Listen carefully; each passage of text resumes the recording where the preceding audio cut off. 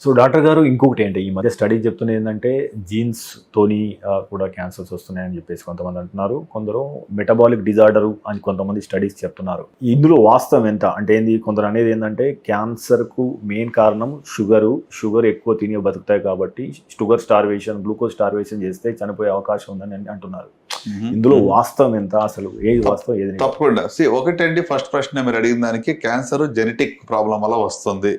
నిజం చెప్పాలంటే cancer genetic డిసీజే. Okay, ఇప్పుడు కణాల విభజన కంట్రోల్ లేకుండా జరుగుతుంది అంటే జీన్స్ లోనే మార్పు రావాలి కదా. కంట్రోల్ జీన్స్ పనిచేయట్లేదు, మల్టిప్లికేషన్ జీన్స్ ఎక్కువగా పనిచేస్తున్నాయి, రైట్? సో అంటే జెనెటిక్ డిసీజ్కి హెరిడిటరీ డిసీజ్కి తేడా ఉంది. హెరిడిటరీ అంటే వంశపారంపర్యంగా వచ్చేది, జీన్స్లో పేరెంట్స్లో ప్రాబ్లం ఉంది, లేకుంటే ఫ్యామిలీలో రన్ అయ్యే క్యాన్సర్స్ ఉంటాయి కొన్ని. సో అది హెరిడిటరీ క్యాన్సర్స్ అంటారు.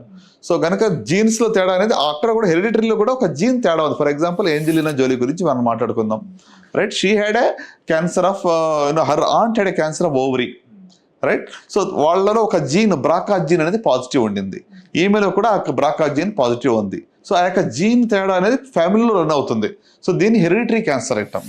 సో ఈ యొక్క జెనెటిక్ ప్రీడిస్పోజిషన్ ఉన్న వాళ్ళకి ఈ యొక్క ఏదైతే బ్రాకా జీన్ ఉందో వాళ్ళ లైఫ్ టైంలో మరి రొమ్ము క్యాన్సర్ కానీ ఓవరీన్ క్యాన్సర్ కానీ వచ్చే రిస్క్ 80% వరకు ఉంది.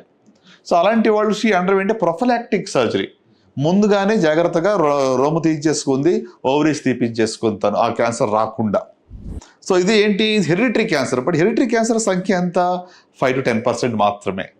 ఫ్యామిలీలో ఒకళ్ళ క్యాన్సర్ రాగానే మాకు కూడా ఫ్యామిలీ వచ్చేసరికి కంగారు పడ అక్కర్లేదు.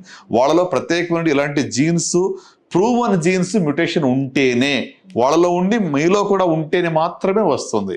Otherwise it is not something that runs in ఫ్యామిలీస్లో రన్ అయ్యేటువంటి రిస్క్ అనేది 5 నుంచి 10% మాత్రమే. So that's what is about the genetic part అనమాట. జీన్ టెస్టింగ్ ఎంతమందికి అవసరం సార్, అవసరమా? జీన్ టెస్టింగ్ అది ఫ్యామిలీ హిస్టరీ స్ట్రాంగ్ ఉండి యంగర్ ఏజ్ గ్రూప్ లో క్యాన్సర్ వాళ్ళు ఫ్యామిలీలో ఉంటే, for example breast cancer less than 50 years లో ఉందనుకోండి, వాళ్ళు జెనెటిక్ టెస్టింగ్ చేయించుకోవాలి.